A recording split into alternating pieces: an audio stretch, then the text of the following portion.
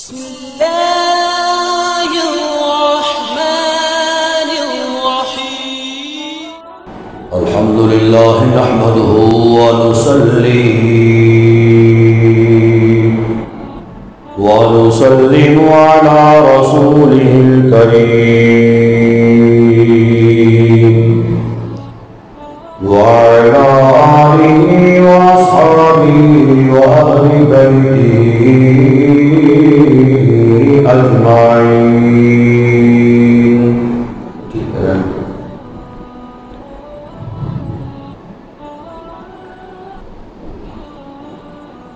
أما بعد فأعوذ بالله من الشيطان الرجيم. بسم الله الرحمن الرحيم.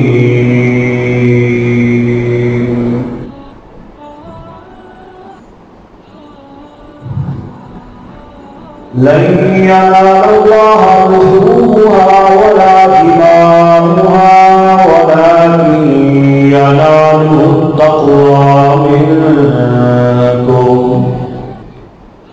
آمنت بالله صدق الله مولانا العظيم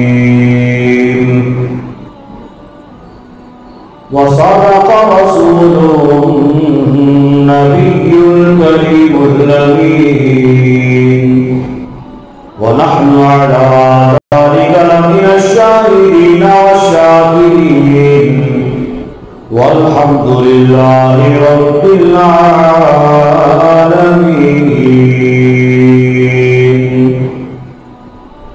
بیٹھا ساری آن کر دے. إن الله وملائكته يصلون على النبي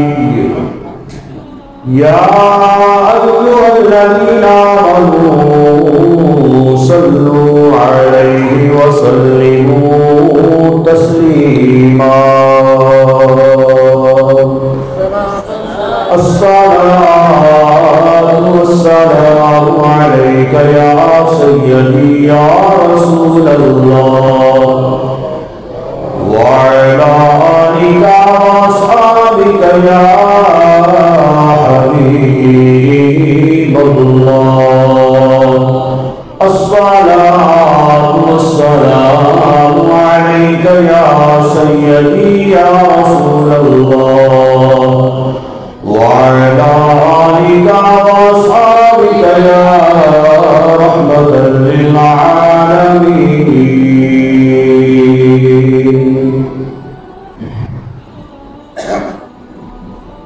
معزز و محتشم سامعین کرام، اللہ رب العزت کا کروڑہا احسان عزیز میں کہ اس نے ہمیں آج عید الاضحیٰ کے پرمسرت موقع پر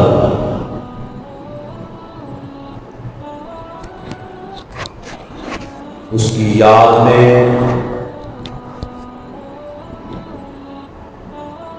مسجد میں جمع ہونے کا موقع عطا فرمایا اور پاکستان و آزاد کشمیر میں لوگ جوک در جوک شوق در شوق مساجد و عیدگاہوں کی طرف رواں دواں ہیں.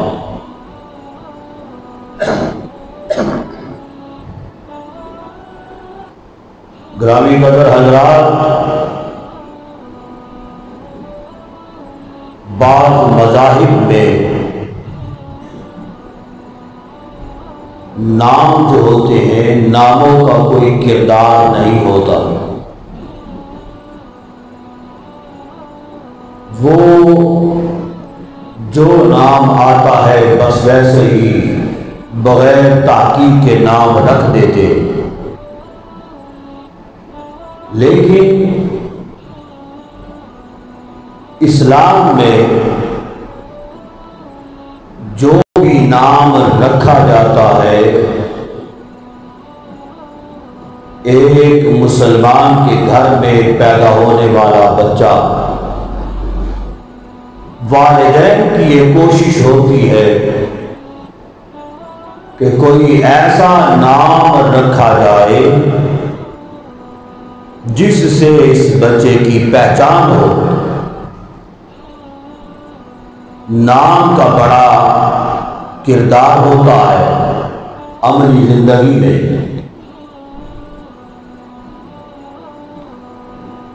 اب مثال کے طور پہ کوئی انتہائی بزدل ہو، نام اس کا رکھا ہوا ہو بہادر خان، تو بات بنتی نہیں ہے۔ کوئی چور اچکا ہو اور نام رکھا ہو شریف، تو بات بنتی نہیں ہے۔ جس کا کوئی شرف نہ ہو کسی بھی قسم کا، اس کا نام رکھ دیا ہو مشرف، تو پھر بھی کوئی بات نہیں بنتی۔ کائنات میں ایک نام ایسا بھی ہے کہ جیسے ہی وہ لبوں میں آتا ہے اللہ تبارک و تعالی نے اس نام کا معنی ہی ایسا رکھا ہے، خود بخود اس ہستی کی تعریف ہو جاتی ہے۔ اور وہ نام کیا ہے؟ محمد صلی اللہ علیہ وسلم،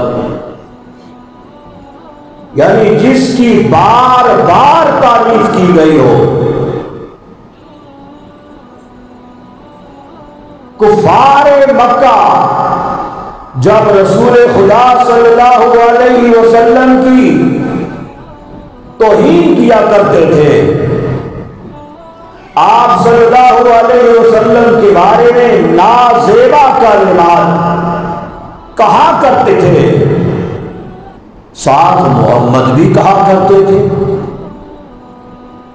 او جی محمد جو ہے وہ ایسے ہے، محمد ایسے ہے، ساتھ محمد بھی کہہ دیا اور نازیبا کلمات بھی کہہ دیے۔ اب کسی نے ان کو مشورہ دیا کہ بھائی ان کے بارے میں تم نازیبا کلمات بھی کہتے ہو اور محمد بھی کہتے ہو، تو محمد کا تو معنی ہی یہ ہے کہ جس کی بار بار تعریف کی گئی ہو۔ محمد کہہ کے تم تعریف بھی کر رہے ہو اور نازیبا کلمات بھی کہہ رہے ہو، لہذا کوئی ایسا نام ان کا تم رکھ دو، کم از کم محمد تو نہ کہو نا۔ انہوں نے کہا کہ جی ٹھیک ہے، مشورہ کیا کہ نام بگاڑ دیتے ہیں، اب محمد کی بجائے مزمم کہیں گے، نعوذ باللہ۔ کیا کہیں گے؟ مزمم کہیں گے، نعوذ باللہ من ذالک۔ اب انہوں نے رسول خدا صلی اللہ علیہ وسلم کو مزمم کہہ کے پکارنا شروع کر دیا۔ ہمارے آقا صلی اللہ علیہ وسلم کو اس بات کی خبر ہوئی، رسول اللہ صلی اللہ علیہ وسلم فرمانے لگے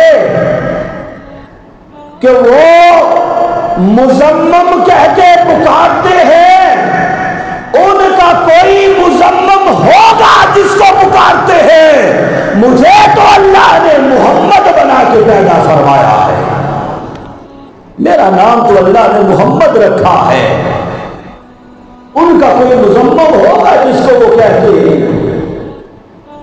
پتہ چلا کہ نام کا جو ہے زندگی میں بڑا کردار ہے، بالخصوص اسلامی ناموں کے اندر یہ بڑا کردار ہوتا ہے ناموں کا. یہ جو قربانی ہم کرتے ہیں، کیا اس قربانی کا نام بھی قرآن پاک میں ہے؟ بالکل قربانی کا نام باقاعدہ طور پہ قربانی کا موجود ہے قرآن پاک میں. اور قربانی کہتے ہیں قرنون سے بنا ہے، جس کا معنی ہے قربت، نزدیکی.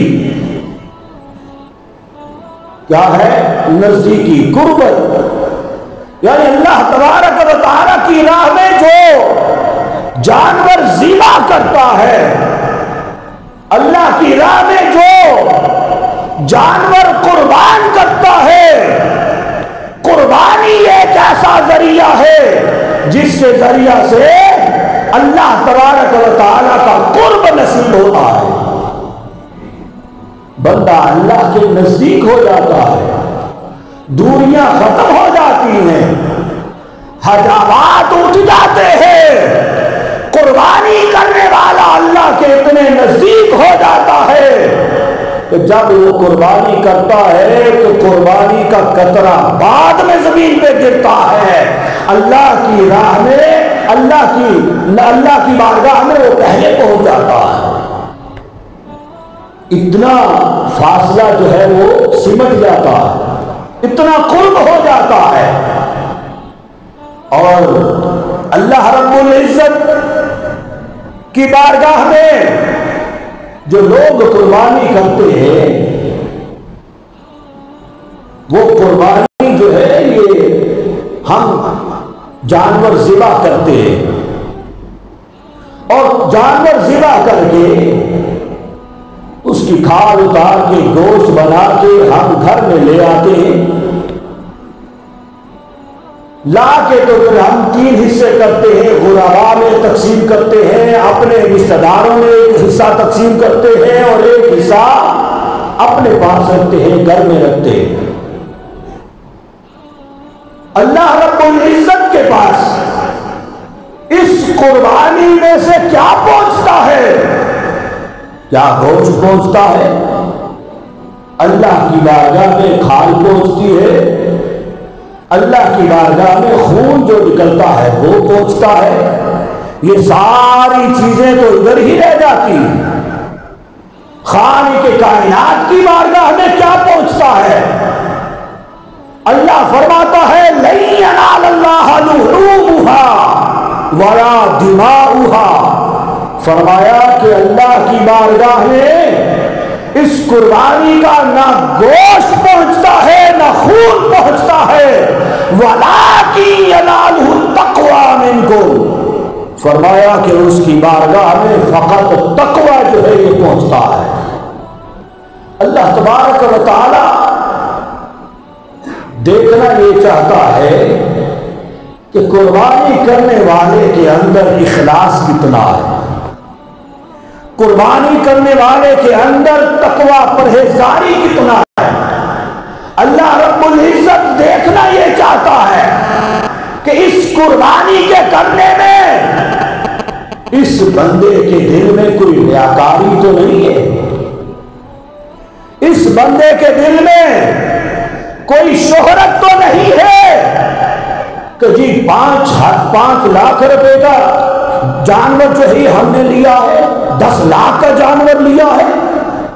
دیکھا دیکھی، ایک دوسرے کے ساتھ مقابلہ بازی کہ جی فلاں نے 10 لاکھ کا لیا ہے لہذا میں 15 لاکھ کا لوں گا.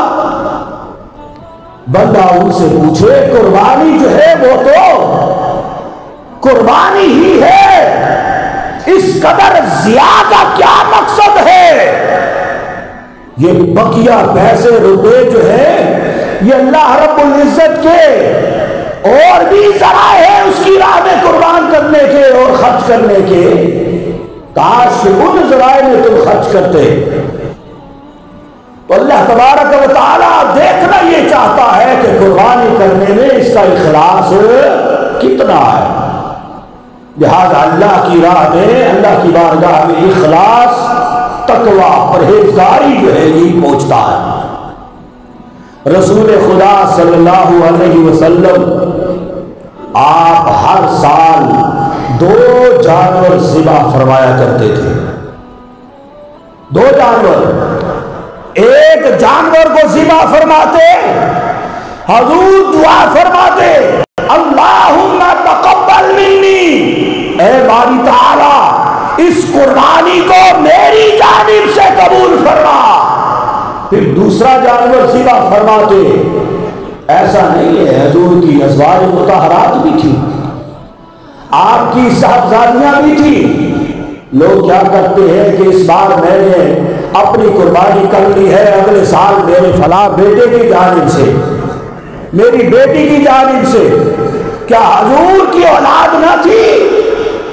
رسول خدا صلی اللہ علیہ وسلم اپنی صاحبزادیوں کی جانب سے بھی اپنی قربانی ذبح فرما سکتے تھے، ازواج مطہرات کی جانب سے بھی جانور ذبح فرما سکتے تھے.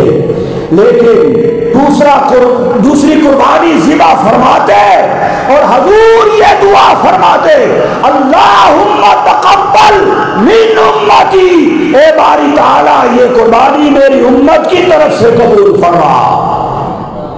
دوسری قربانی حضور اپنی امت کو کی طرف سے یہ قربانی فرماتے اور حضور اپنی امت کو اس میں یاد فرماتے. اللہ رب العزت اگر استطاعت عطا فرمائے تو پھر 2 قربانیاں کیا کرے، ایک اپنی جانب سے، رسول اللہ صلی اللہ علیہ وسلم کی جانب سے. نبی پاک صلی اللہ علیہ وسلم، آخری روایت آپ کو پیش کرتا ہوں، وقت کی نزدیک ہے. آپ جب حجۃ الوداع میں تشریف لے گئے، توجہ طلب بات ہے، نبی پاک صلی اللہ علیہ وسلم زندگی کے آخری سال کے حج میں حجۃ الوداع میں جب آپ تشریف لے گئے، اپنے ساتھ 100 اونٹ قربانی کرنے کے لیے نبی پاک صلی اللہ علیہ وسلم ساتھ لے کے گئے. کتنے اونٹ؟ 100 اونٹ، بکرے بھی نہیں، 100 اونٹ قربانی کرنے کے لیے رسول اللہ صلی اللہ علیہ وسلم ساتھ لے کے گئے. اور نبی پاک صلی اللہ علیہ وسلم نے چھری مبارک اپنے ہاتھ مبارک میں لی. مینا میں رسول اللہ صلی اللہ علیہ وسلم پھر قربانی فرمانے لگے. ایک جانور، دوسرا جانور، تیسرا اونٹ، چوتھا اونٹ، کرتے کرتے رسول اللہ صلی اللہ علیہ وسلم نے اپنے ہاتھ مبارک سے بذات خود 63 اونٹ آپ نے ذبح فرمائے. کتنے؟ 63 اونٹ. حجۃ الوداع کے موقع پہ 63 اونٹ آپ نے ذبح فرمائے. یہ اس بات کی طرف اشارہ تھا کہ نبی پاک صلی اللہ علیہ وسلم کی زندگی مبارکہ کتنے سال تھی؟ 63 سال. گویا ہر سال کے بدلے میں رسول اللہ صلی اللہ علیہ وسلم نے ایک ایک جانور، ایک ایک اونٹ ذبح فرمایا.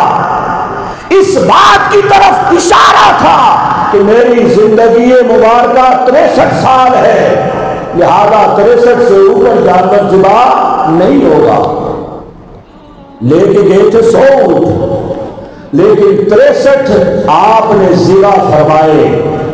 بقیہ آپ نے چھری جو ہے حضرت علی المرتضیٰ شیر خدا رضی اللہ تعالیٰ عنہ کو تھما دی. فرمایا اے علی بقیہ اونٹ تم ذبح کرو، بقیہ اونٹ تم ذبح کرو. اس روایت سے ایک بات یہ بھی ثابت ہوتی ہے، انسان تو رہے انسان، جانور بھی رسول اللہ صلی اللہ علیہ وسلم کی کس قدر تعظیم فرمایا کرتے تھے. اس بات کا اندازہ اس روایت سے، ان قربانیوں سے لگتا ہے. وہ کیا ہے؟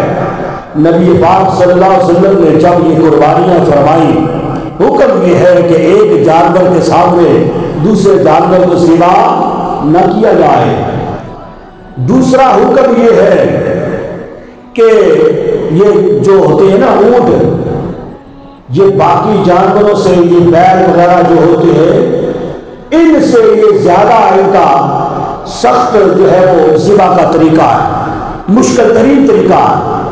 یہ کئی جگہوں سے یہ ذبح ہوتے ہیں، مشکل ترین طریقہ ہے۔ رسول اللہ صلی اللہ علیہ وسلم نے سارے جانور ایک دوسرے کے سامنے ہی ذبح فرمائے۔ سامنے ذبح فرمانے کی وجہ کیا ہے؟ ایسا نہیں ہے کہ باقی جانور کہیں اور تھے، ایک ایک جانور لایا جاتا تھا، وہ ذبح ہوتا تھا، ایسی بات بھی نہیں ہے۔ ان جانوروں کو خود ہی اشتیاق تھا کہ رسول اللہ صلی اللہ علیہ وسلم کے ہاتھوں سے ہم ذبح ہو۔ ذبح تو ہونا ہے، لیکن اگر رسول اللہ صلی اللہ علیہ وسلم کے ہاتھوں سے ذبح ہو، اس جانور کے مقدر پہ بھی قربان ہو کہ رسول اللہ صلی اللہ علیہ وسلم کے ہاتھوں سے وہ ذبح ہو رہا ہے۔ اب کیا ہوتا تھا کہ رسول اللہ صلی اللہ علیہ وسلم ایک جانور ذبح فرماتے، دوسرا جانور، دوسرا اونٹ خود ہی اپنی گردن رسول اللہ صلی اللہ علیہ وسلم کے آگے کر دیتا، آپ اس کو ذبح فرماتے، تیسرا جانور جو ہے وہ خود ہی آگے ہو جاتا ذبح ہونے کے لیے، آپ اس کو بھی ذبح فرماتے، پھر چوتھا بھی آگے ہو جاتا، کرتے کرتے سارے جانور خود ذبح ہونے کے لیے رسول اللہ صلی اللہ علیہ وسلم کے آگے اپنی گردنیں پیش کرتے رہے، اپنی گردنیں پیش کرتے رہے۔ تو پتہ چلا جانور بھی رسول اللہ صلی اللہ علیہ وسلم کی تعظیم کو جانتے ہیں۔ یہ انسان اگر تعظیم نہ کرے، اس انسان سے بدبخت اور گمراہ انسان اور کوئی ہو سکتا نہیں ہے۔ جیسے اس لائن نے یہ کام کیا، یہ قادیانی جو تھا بدبخت، اس نے نبوت کا دعویٰ کیا، تو یقیناً وہ رسول اللہ صلی اللہ علیہ وسلم کی توہین بھی اس نے کی ہے، ختم نبوت کا انکار بھی اس نے کیا ہے، کئی وجوہ میں اس نے بدبختی کی ہے۔ ایسا بدبخت جانوروں سے بھی کیا گزرا ہے، خنزیر سے بھی کیا گزرا ہے۔ ایسے لعین کا کام وہی تھا جو غازی فیصل المعروف غازی خالد خان نے کیا ہے۔ اللہ تبارک و تعالی ہم سب کو رسول خدا صلی اللہ علیہ وسلم کا مقام مرتبہ پہچاننے کی توفیق نصیب فرمائے۔ وقت ہو چکا ہے اور آخر میں سب حضرات نیت سماعت فرمائے۔ وما علینا الا البلاغ المبین۔